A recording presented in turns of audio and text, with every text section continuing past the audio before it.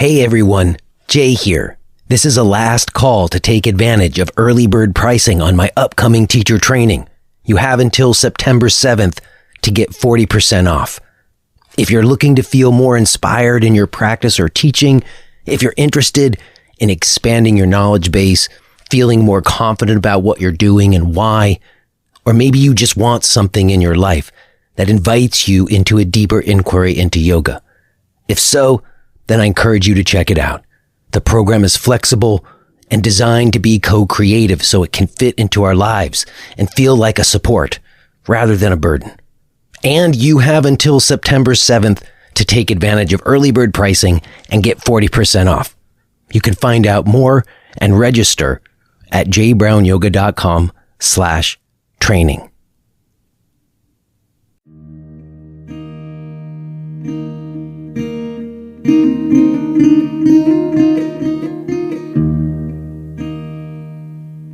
All right, here we are.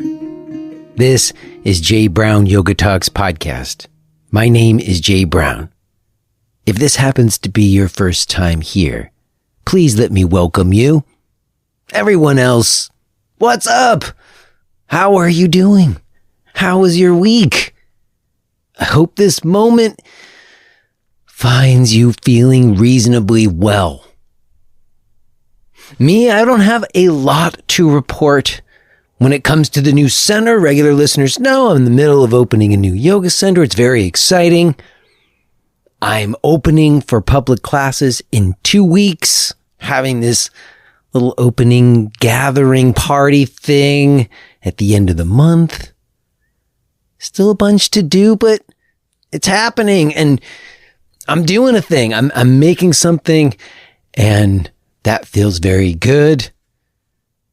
Other than that, what else am I doing? I'm trying to be a good dad to my 14-year-old daughter and my 10-year-old daughter. I'm trying to be a good husband to my wife, trying to clean a little more around the house. And what else? I'm praying every day. And if you are a new listener or you're one of those listeners who's kind of over me talking about prayer and God and Jesus and Christianity, I do understand. I don't mean to beat you over the head with it. And I told you that I was going to revisit, but we weren't going to stay here forever. And we're not. But we are coming to, for me at least, some important arrival points in this conversation that I've been having about the Bible and Jesus and where it fits and where it might not fit with yoga. And I will also say that if you're not interested in hearing a conversation about the mystical origins of Christianity and how the mystical origins of Christianity are essentially the same mystical origins of yoga, if you're not interested in that, I do encourage you to come back next week because I have another conversation that is with some esteemed teachers from the yogic tradition that I think communicates many of the same things. But if you would prefer to hear it from someone who's coming from a more traditional yogic belief system, then do come back next week. But I encourage you to stick around because I think you're really in store. Every once in a while, something happens on this show that feels on the face of it a little bit random, but then when I really look at it, it's not random at all. It's with important purpose and the timing of the way things happen. So longtime listeners know for some while now, this has been surfacing for me, these questions about Jesus and God and I've been looking at the Bible and all this stuff. And I tell my guests some of this today. So you'll get to hear a little bit more of the introduction of what led us to today's conversation. But it was months ago, a long while ago in the way time moves these days. It was a while back. I was up late at night and I was, grappling with some of this stuff and I was really debating with myself about whether it was appropriate for me to be talking about it or not. If it was appropriate, I think it's appropriate to talk about God when you're talking about yoga. And we discussed that some today, but I think I was insecure about bringing this up because of all of the religious connotations around these questions and how much we have really tried to make yoga not religious. We've tried to make it neutral. And you certainly can do that, but at some point in terms of what it actually means to you as an individual in your life, it's not neutral. It's one thing or the other. It is what it is for you, at least. So I was up late at night watching YouTube videos and came across my guest today, John Heers. And he was talking about Orthodox Christianity in a way that I hadn't heard anyone else talking about, in a way that made sense to me. If you've been listening and you hear me bring it up where I say, I've been really thinking about Orthodox Christianity because it seems like there's some stuff in there. Well, John Heers is one of the reasons why I've been saying that, because what he was saying about Orthodox Christianity made a lot of sense to me, but I didn't have a lot of context, or still had lots of confusion around different denominations of Christianity. If you were here last week, that's what I was kind of asking about, but haven't really been coming to much clarity. And today, I do think I was graced with that clarity, that John filled in some important gaps for me, and some things really came together. It was super cool that he eventually got back to me and we had this talk, and I'm very happy to be sharing it with you today. Real quick before we get to it, let me mention that if you enjoy what you're getting from this show and you want to connect with me in other ways, there's certainly lots of opportunities for us to do that. There's ongoing live classes. There's weekly discussion group. There's on-demand videos. There's my upcoming teacher training that you might want to get into. Or maybe you just want to get more into the show and support it and get access to the full-length archives by becoming a podcast premium subscriber. You can find all of my stuff at jbrownyoga.com. Okay, y'all, we've got a lot to get into, so I'm just going to leave it there. I will touch base with you on the other side, but let's get to it. Let's listen to this conversation that I had with John Heers.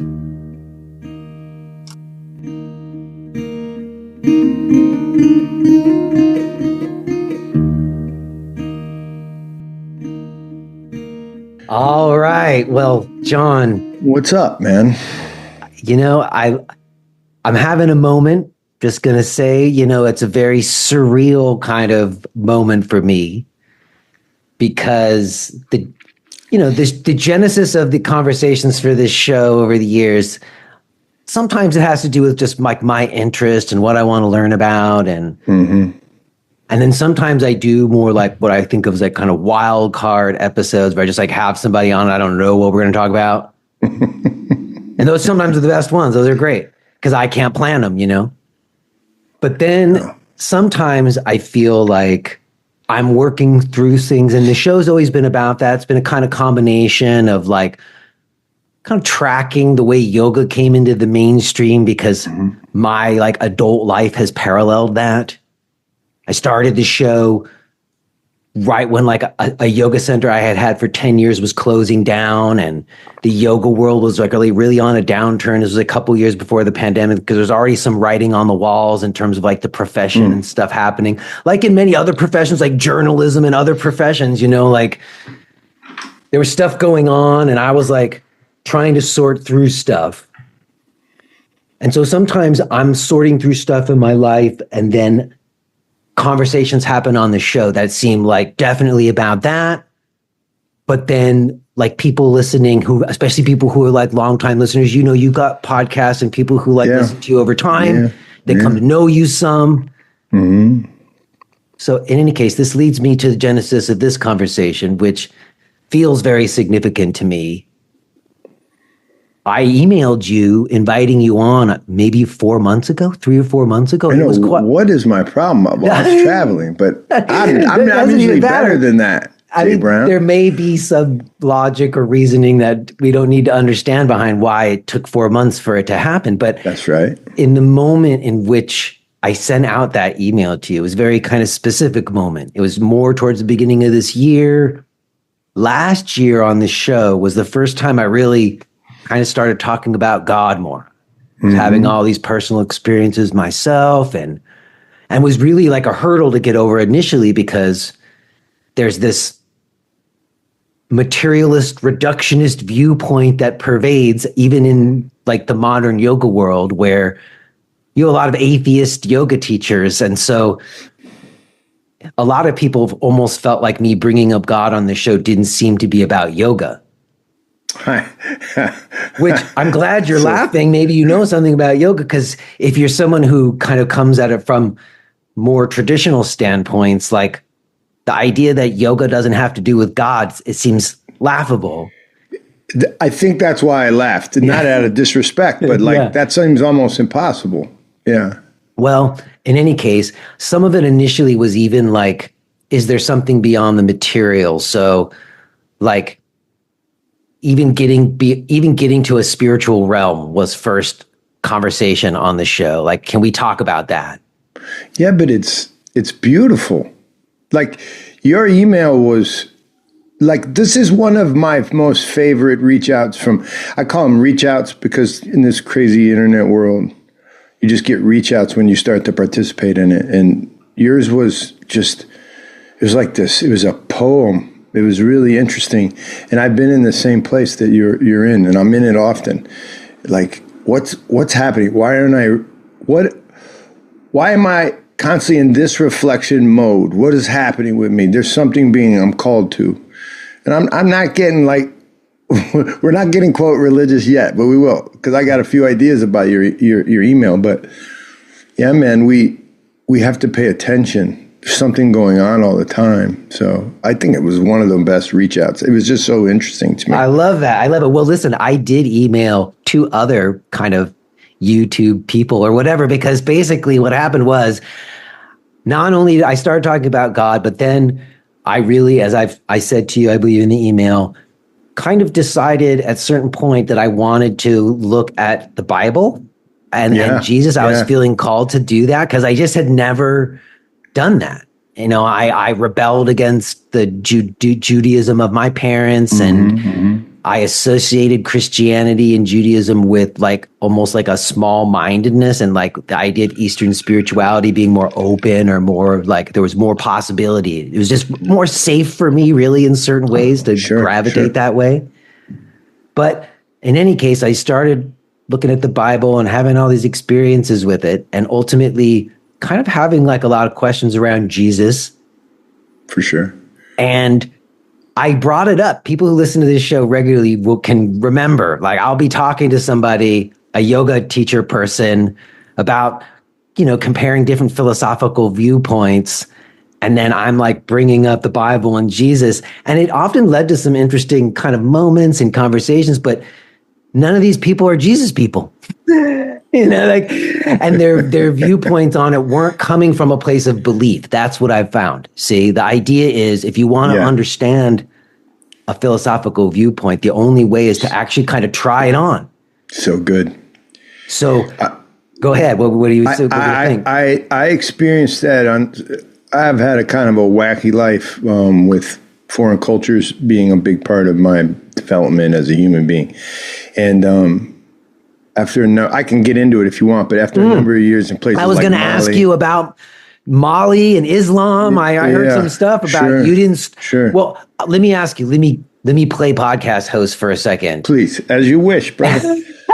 I love that I had to decide to do that. But what I will say is my question about it was, one, I like to know where your viewpoint comes from. Well, actually, let me first say this, because I didn't actually get where I wanted to get to, which is I emailed you in April because I felt like I wanted to talk about Christianity and Jesus, and specifically Orthodox Christianity, because I had questions around that. And I saw you have an interview with Paul Kingsnorth, who's like one of my favorite authors. Great guy. And anybody listening to this doesn't know who he is, please immediately go start to read everything he's written. And his stuff about the machine and his own journey, all that's been super important to me. And I was sitting there and I was praying, and I said, God, if you want me to talk about Jesus on this show, I'm going to send out these 3 emails. Oh, yeah, you needed to say this. I didn't know this. I said, God, I'm sending out 3 emails to these people I've seen on YouTube who seem like from their YouTube videos, somebody I could have a conversation with about some of the things I've been thinking about. If you really want me to do it, because I'm scared, I'm nervous about it. I've done only this one other time before, although actually I recorded one that'll post also. Oh, nice. But I said, if you want me to do this, then one of these people is going to answer me, or they're going to answer. And no one did until you did like 3-4 days ago or something. I know. So anyways, that's a long-winded way to get to why you're here for me, and to get back to where you were just going, which is, I am curious how you got to your kind of viewpoint or your perspective, because you do have a way of speaking about it that's different than other people I've heard talk about this stuff. So I did read up on you a little bit, as much as I could find. And I'm curious, did you grow up in a religious household? Sure. And if so, like, was there a denomination? Because I do want to talk to you about denominations today as well. So I would like that. Go ahead. What were your parents' religion like? So my parents were Episcopalians. So the classic white bread American, maybe the oldest, quote, denomination in America. And my dad was a priest, actually, and my mother was his supporter and a really strong Christian, and they taught me a lot. But I was like in high school on my way to what was happening is what you talked about a little bit, was it all felt quite detached. Not my parents. They were thoughtful and honest, but the whole culture seemed quite detached. The culture of the church seemed quite detached from reality. It was really like, let's talk about Jesus. Oh, these beautiful sayings on Sunday. And then also, which college are you going to go to? Because that's the most important thing. It felt like a fake out from Monday to Saturday, and then resume talking about Jesus for an hour or two. And I don't know. I wasn't attenuated to that. I had like a truth-o-meter thing, and then I went off to college, and that just turned into partying and supposedly learning. I liked my college experience, but it was in Mali in West Africa. I joined the Peace Corps. I always had this thing for Africa. My dad was early in my life when I was 3 or 4 or 5 growing up. He was a mission priest in Dallas, and it was all black folk on this tough side of the tracks during segregation, and he was doing good work. So I remember for about 4 years, all my friends were just little black kids. And this had something to do with understanding the world. And then I went to Mali in West Africa and did Peace Corps. So the answer to your question is, it was there that Islam taught me that there was something about an inbreaking. There's something about the world of what you say you believe. It has an inbreaking kind of contour. It has what does reality. That mean? What does inbreaking mean? It means that your day should be punctuated with the things you say you believe, and not in a propositional way. Not like, Jay, do you believe this? And then you say, I believe that. And then we say, we're saved because we had a propositional moment where we both agreed on the same scientific proposition. Jesus is God. Oh, you say it, I say it. Bam. No, it more like it breaks into your world in the form of a deep bow that you're supposed to do at a certain time in order to show reverence. So your body actually your body is in the image of humility. So if you think about it, and I highly recommend this to anybody that's listening, next time you're in a fight on the bus or whatever, I'm a New Yorker, wherever you're in a fight, or whenever you have angst towards someone and that person is near, bow down all the way, put your head to the ground right at their feet. Try it. They will not be able to stay in that spirit of animosity with you there, and you won't be able to either. Now, they might kick you in the head, but that will be a reaction to your humility. It won't be because you were being humble. It was because they couldn't handle it. Mm. And so what I'm trying to say is I learned that the way you operate in the world, that the actual imagery, it should be detailed and informed by your faith. And it's not a propositional reality that God is real. It's actually that God is in everything that's happening around you. So the Muslims helped to teach me that. When I came home, I went on a search. Could you say more about how the Muslims taught you that? For sure. Here's number one is I'd just be in a cab trying to get something really important done, some development project. And then the cabbie would pull over and start praying. And he had just been talking about girls or whatever. He had just been saying things that you wouldn't have identified as very pious or Muslim. But it's like, hold on, man, we got to pray. And then 10 minutes, he's praying. You're like, so now I'm late. But what's happened is there was an inbreaking. Like that was in alignment with something that he said at mosque and on that random day. Here's the other one, burial practices.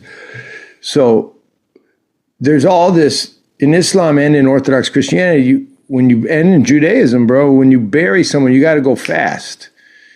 You can't be embalming people. There's certain prayers that can be said at certain times of the day after the death that you have to be aware of the third night of the falling of the sun, because the sun is an image of resurrection and the night is an image of death. And so you have to prepare the body in a certain way that it corresponds with all these other realities. And when you have to do that, I had to see this with a number of people who died when I was in Mali, including a little boy, just a little baby that I loved. They named the baby after me, and it crushed me the way they buried the baby. But the way they buried the baby has since given me such peace. So there's an inbreaking thing. In fact, when I became Orthodox, I saw that we buried my father, and there's all these traditions involved. And I was like, yeah, there's a lot of traditions. But after I did it, Jay, it was like, of course, it was inbreaking. It was incarnational. My faith was made into meat. That's what that word means, carne. My faith was made into meat. So like, what?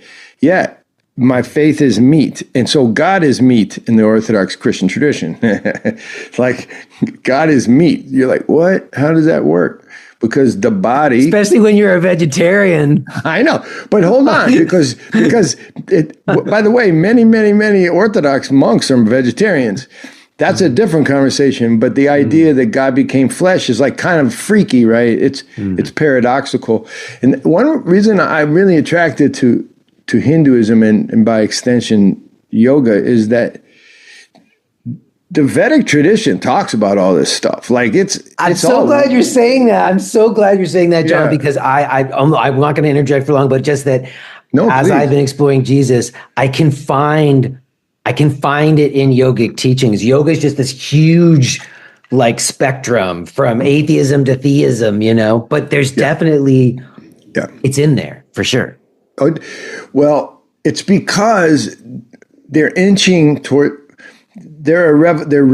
something was revealed to these guys that inches towards something. Now, don't get me wrong, because I can already hear my Orthodox friends are going to be like, I know where you're going. Yeah, here he goes. But I'm not going all the way over. They're not the same. They're not. They're not all the same. There's something different. Absolutely, yes. Yeah, I'm going to say that because I don't want to, because I believe it actually. Yeah. But I just want to be clear because the internet will cause people to have, No, I appreciate it. I know. Well, what I would say is this: I feel like there's the time before Jesus and there's the time after Jesus. Oh, that's good. I just think that what's happened before led up to it, and what's happened after is connected to what happened before as well. Sure. So it's not like it's not there, and God didn't reveal things to people, and people didn't get down on their knees at the feet of the Lord, Ishvara Pranidhana, in Vedic times. It's just that things have happened in the phenomena of this world that we're experiencing. And at some point, Jesus appeared. Well, so the part about being a Christian is that is the ultimate of all the revelation. So you don't have to hit someone in the head with it, but it's the fulcrum on which everything sits. And so, again, it could be all wrong, or could not. It could not be. It could be made up. It could be like the atheists say, like it was just a big conspiracy, which seems ridiculous. But it's something that you have to wrestle with. So I wrestled with it, and then eventually it was just true. You know, truth is an interesting thing. Does it come first as a thought in your head that you go prove, or is it revealed to you because through beauty? So in my tradition, in the Orthodox tradition, truth is revealed to you in its beauty. So how do I know marriage is good? Because it's been revealed to me. Now, if you have a terrible marriage, that's not going to be a really great way for you to see the truth. The truth will be obscured. But it doesn't mean that marriage isn't right and good. It means that thing got off the rails. So I don't know. We could get deep into that if you want. But for me, I'm not a theologian. I'm mostly a writer, and I run this nonprofit. So well, listen, you do a lot of cool things. A lot of work in the world. I guess going back to something you said earlier, just at the beginning, like even choosing to do the Peace Corps, like that seemed like previous generations that I know, they used to do that. There used to be this thing called the Peace Corps. I don't know how old you are. I think we're of similar age, but like the choice to do that for you, was there ever a moment where you didn't think of yourself as a Christian, or did you always kind of identify as a Christian, even when you were like in Mali learning about stuff there? You know what, Jay? I can't say. The people who gave me Christianity, my parents, were always beautiful enough. Our relationship was beautiful enough. It was a good relationship that Christ that came through them was always present. And so I always consider myself a Christian, but I didn't practice very much for about 8 years. Well, you also mentioned the culture of the church. And I guess that is kind of something that's been a big hang up for me. For most people. Yeah. So what, and you've referred to Orthodox Christianity, and that is my question about that. Like, it does come down to sort of a question of denominations, because even like within yoga, you have all these yogis who don't agree on the same fundamental precepts. Is that how that works? You have atheistic yogis and theistic yogis, as I said. So you have this full spectrum, and within Christianity, it does seem there are. Yeah. And I've had two other conversations before this one, and when I asked about denominations, they both kind of dodged it. And I do understand why, because there is something not wanting to create division and wanting to be like Jesus, and not wanting to like try to draw distinctions, because sometimes distinctions create divisions. But yeah, I'm uncomfortable with the Pope and the Vatican. Sure. And that doesn't have anything to do with what I'm talking about. Sure. And then also within Orthodoxy, there's also denominations, Russian and all these different kind of Orthodox churches. So I guess, is there some kind of universal principles that distinguishes Orthodox Christianity from all of these other versions of Roman Catholic Church? Can I do that with you? Can I? Because I would like very much for you to do that. It's a huge stumbling block. And again, I might not be the best at doing it, but I'm here to do it. So I'll try. So number one is the human inclination to divide and to argue is present because of what we would argue is sin or brokenness or off the mark. So let's just say that's going to happen. That's going to happen. It happened in yoga. It's going to happen with school theory. Like, how many times you hear, I want my kid to go to this school because they do theory X. So this is happening. So we just have to decide to agree that's. So the question is in Christianity, how did it happen, and why is it happening with these people that are supposed to have it, have their shit together or whatever? So the question is what is orthodoxy in that mix. So here's what it is for me, and I think my friends would agree who are sharing the same faith. Orthodoxy is simply just the statement. In the Greek, it just means straight. It means the straight path. What it means is that Christ came, resurrected, and then he left a culture. Now he did it. Don't hear truth there. The truth, you can believe in Jesus. It's not impossible to do it outside of orthodoxy.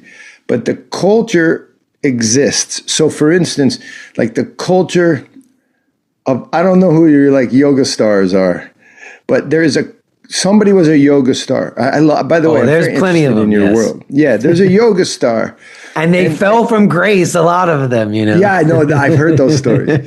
But there was something about the way they practiced, the way they spoke, the way they wrote. They had carne. They were fleshy and they were human, and they left something like their mark that people tried to replicate. Let's just call it the culture of the yogi. Or I like sports. So there's a culture of basketball, this grand culture, but then there's the way Michael Jordan played and there's the traditions he left. So here's what I'm trying to say. Christ left the tradition, and what he says specifically is I will have a church, and that will be the body of Christ. So where is that place? So what the Orthodox say is since Christ's resurrection and his ascension, those traditions which create culture are here. Now, that doesn't mean there's not jerks here. That doesn't mean that there's not, quote, sinners and all kinds of bad people who are doing bad things. But the culture will be maintained. What that means is if you want to know how to live, so it's a how question. How to be a Christian, the Orthodox will show you because it's been passed down. Now, if you have the mind of a scientific Aristotelian mind where you're like, no, the parts and the pieces, they all get chopped up and we can examine each one and you're like all the others but different, that's fine. You can have that scientific worldview which destroys tradition. That's fine. But the Orthodox would argue that if there is such a place, it's here. So here's the last thing. Why is it there? And here's why it's there. Because the idea of a family. So Jay, you're from a family. Like, you can just despise your parents, but they still gave you the seed in the soil, the genes that you're you. You're not you without them. And so I cannot be in your family. I have to be grafted on. And the way I would be grafted onto your family is not by blood. You wouldn't grow me. I would be grafted on by spending time with you. I would be grafted on by being a part, like eating dinner. I would enter into your cultural habits of your family. And then after doing that in humility, I could say something like, the Brown family adopted me. So all Christians are adopted into the family. And the question is which one? Well, the Orthodox would say it's this one. And to be adopted in is to be baptized. And now it doesn't make you good or bad. What it makes you is privy to the practice, to the cultural habits that allow you to become fully Christian. That's what they're arguing. It's not an acceptance of Jesus. That's part of it. In the Protestant tradition, what happened is the idea was inside that church are a bunch of fallacies and people who are sinning. Agreed. I don't need the church in order to understand the Bible. I can do it for myself. That's fine. You can try, but I don't know. I can't even figure out. I wrote a novel. When I go back and read it, I can't even figure out barely what I was trying to say sometimes. It's my own book. You know what I'm saying? Like, there are times when the written word, the literary thing, the literature, is not clear unto itself. It needs the context of a family. It needs a tradition by which to read it. So, long story short, the Orthodox say, hey, this is where the pearls of the faith are found. And if you come in humility, we'll make you privy to them. We'll offer them. And if you've ever been in an Orthodox church, it feels like that when you go in there. It feels old.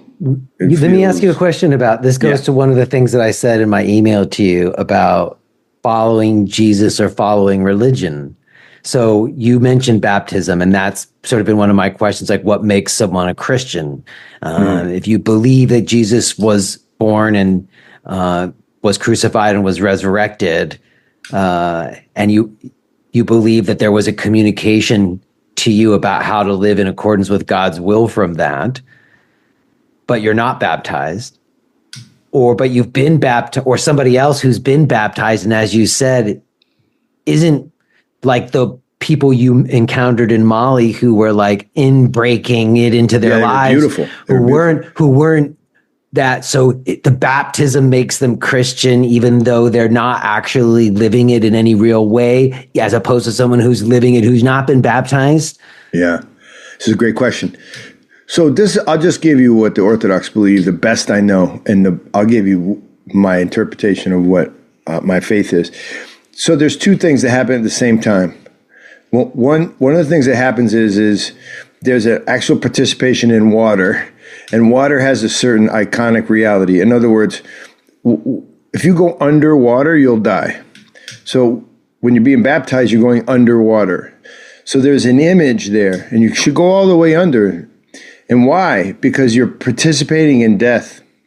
So, see, Hindus understand this kind of stuff. They do. Like this Shavasana, at the end of every yoga class, we practice corpse pose, which some people say is an opportunity to taste a little bit of death. Yes. See, that language is not. It's exactly the Orthodox language. What most people don't realize is Christianity is Eastern.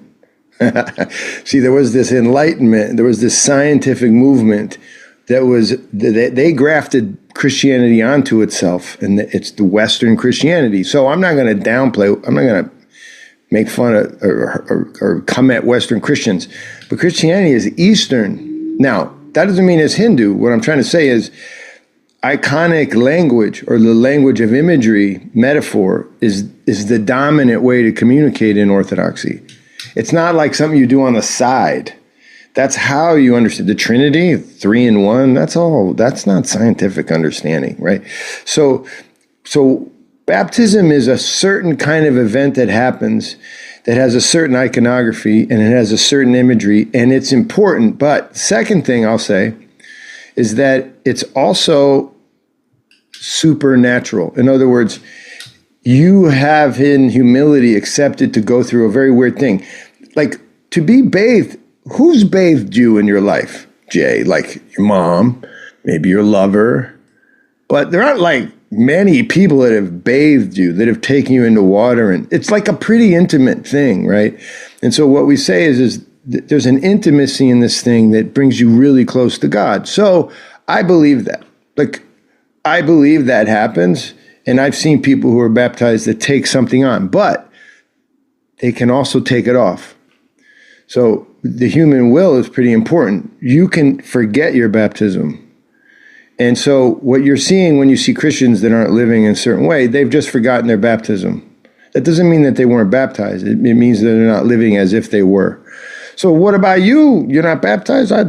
I would say that you can image someone who's baptized. But at some point, you're going to want it. At some point, it's like yoga. At some point, the person who admires all the philosophies of yoga, they're just going to want the meat. They're going to want to do it. And they have to do it to participate in it. That's the way I would look at it. What I will say is that there's, and I've talked about this on the show some, there's experiences in prayer that I've had where I feel relationship to God as a father, which is also sort of taboo in yoga as well, because we always say mother energy, and sure. And there isn't a mother nature too, or whatever. We say mother too, by the way. We say mother too with Theotokos. We can talk about that, but that part of it is I'm a father. I have 2 daughters, 14 and 10. So there's something about like wanting to please your father, and if it's going to be pleasing to my father, I want to do it. That's so beautiful. So I'm kind of trying to, but hearing what the father wants me to do has been what a lot of this has been about, like discerning it. Yeah. And there's a lot that obscures it. Like there's a lot that obscures it. And I guess, all right, this is how I'll ask it, because it's a little bit of a continuation of what the other conversation I had. There's certain teachings that are even found, it seems to me, within Christianity that are also why it's hard. Like if I say I'm a Christian to somebody, what that means to them is not clear. And some of it potentially seems to have to do with like stuff that's taught in Revelation, or even like Gnostic Christianity, because like the crossover for yoga and Christianity has often been Gnostics. Yeah, you're right. And I've come to see the Gnosticism in this like totally different way now. What's the way to make sense of the difference between Orthodox Christianity, as you're kind of describing it for some, and my other friends who are Catholics? Yeah. Like, so this is good, man. First of all, you're like a beautiful wrestler, man. You're wrestling. It's so good, though. By the way, if you don't find a wrestler in this world of the spirit, I don't trust them. I don't trust the person who's got it all lined up just right, and they're just hitting data points. I don't really trust that. But we're doing a film on this. Yes, we'll get to some of the stuff you're doing for sure. I know you're making a documentary, so we can get to that. You're hitting on all the big ideas. Good. So 101 is that Christianity is a Middle Eastern religion. It comes out of Jerusalem, and then it starts to spread. And when it spreads as an oddity in the Roman Empire. So those people who are becoming Christian, they're becoming Christian in like Greece and the Georgian Republic and Armenia and the Middle East. The Romans are like, this is weird stuff. And what happens is there's like chapters of this history. And the first chapter is that the weirds, they're eating blood and eating body, okay? Like if you've ever been to an Orthodox church, it's like you eat the blood, you drink the blood and eat the body. The Romans are like freaking out. This is like freaky. Don't do this. And so I'm getting to your answer, I promise. And so what happens is the mysticism of Christianity is very evident early on. It's a very uniquely paradoxical faith where it's both rational, it makes sense in the world, but there's this crazy like Trinitarian thing going on. And what happens is the East remains very much able to have these spiritual conversations. It never gets challenged. In the West, there's this challenge that comes when they start to adopt all the traditions of the Visigoths, the Ostrogoths, the Franks. The Roman Catholic Church in the West, it does various conversations with their pagans that are becoming Christian, and they lead to a practicality, a pragmatism. They lead to a pragmatism in the West, and the Christianity starts to look pragmatic. Especially the Germans are really good at that. And so in the East is looking over at the West and going, hey guys, we're one. And the West is saying we're one. But the practices is starting to look different. And there's certain conversations they start to have. I won't get into it. There's a conversation they have in the 800s and 900s between the bishops and stuff. And then there's a conversation in 1045 where they actually they excommunicate each other. And what's happening is the East What's is the bone of trying to contention? What's the splitting point? So the big splitting point at the very beginning is that the understanding of Christ's relationship to the Holy Spirit. Now, I'm about to go over my pay grade. But hey, in yoga, it's Atman and Brahman. That's where it started. Okay. I was like, are they the same or are they different? So this is it. This is exactly where the conversation, and it ends with the West choosing a different narrative. Christ is, it's called the filioque, from the Father. Right. And so I don't want to get into it because it's not confusing. It'll get us too in the weeds. I understand.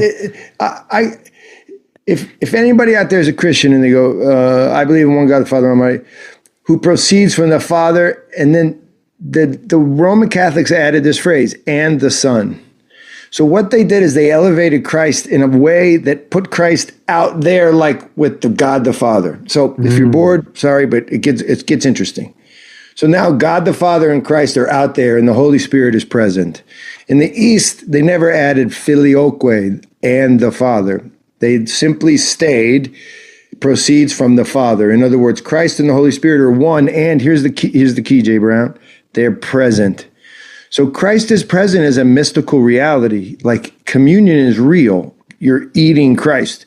In the West, that started to get de-emphasized until eventually they had this argument about consubstantiation, transubstantiation. Is it really body and blood? And then here, I'm almost there, I promise. Then the Western Christians, this is actually important. They challenge the Roman Catholic Church, not the Orthodox. The Orthodox are over there getting killed by Muslims mostly. Their culture is not present in Western tradition. Now, why is it important we know Western tradition, me and you? Because we're Westerners, no offense, like we grew up in the West. Yeah. So long story short, Protestantism doubles down on the practicality, the rationalism. They start to try to recover Christianity by being even more practical. Get rid of all the paintings, get rid of the incense, the chanting.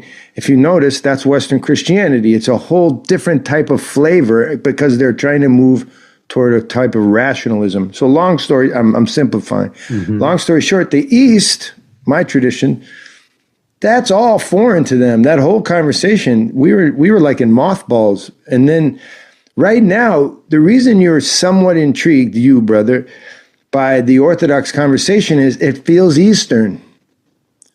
And the Orthodox Church right now, if you come with me and go into a church somewhere, anywhere in the country, in the United States right now, it's filled with people who are like, what is this? There's a whole renaissance in Orthodox Church, not because we're terrible at telling people. Like nobody even knows where we are.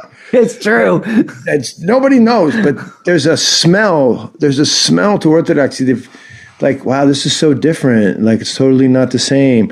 And the reason is because it's old, which makes it mystical, which makes it narrative and not propositional, meaning it's not about a scientific proposal and then a hypothesis and then proving something. It's just not about that. So I don't know if that helps. That really does. And it goes to something that's really been a question. And whenever I've talked to anybody so far about this, it has to do with, like you were saying, like where you place Jesus, because Jesus refers to our Father. And so sometimes when I'm praying, I feel I'm praying to our Father. Yeah, you are. But then to some people, that's Jesus. Like there's not a distinction. Like I'm like, should I be saying Jesus or should I be saying God? Yeah, that's like, right. And it's not always very clear. Like you're like that Trinity thing. Like the God, the way that I've heard it most recently that's made more sense was the idea, because I have an acting background. So someone said to me, I studied theater before I studied yoga. They said, imagine that, Shakespeare like was watching what was happening play out in the play that he wrote, and he wanted to communicate something to the character. So he wrote himself into the play. And I thought, oh, that makes sense. Word. But some people like in the yoga world have claimed different gurus as a God man in a similar way. And it's been disastrous. Yeah. But it does feel like Jesus is like totally, they're those gurus. We don't mark time from those gurus, but we do mark time from Jesus. That's right. Jay, that's right. Here's the other thing. If you notice, this is really good stuff. If you notice the God, let's just call Christ the God-man. That's an Orthodox phrase we use all the time. So the God-man. But notice the actions of the God-man, and then notice the God-man disappears. It doesn't disappear. He ascends. And he's not playing the role of king or, sex agent. If you notice it, that God-man doesn't look like a lot of the gurus off the rails. And I'm not just talking about Hindu gurus. There's Christian gurus. There's all kinds of gurus. And the bad guru is off the rails because they manipulate their power. And Christ is always offering it. It's different. He's always giving it away, if you always notice. Like he gets crucified. He's a different kind of guru, man. He's a true God man. You know what I mean? I think that's one way to see it. But, it's an argument. But it's been my experience that whenever I find the most power as an Orthodox Christian, it's because I've actually tried to give my power away, or I've tried to be humble, or another way.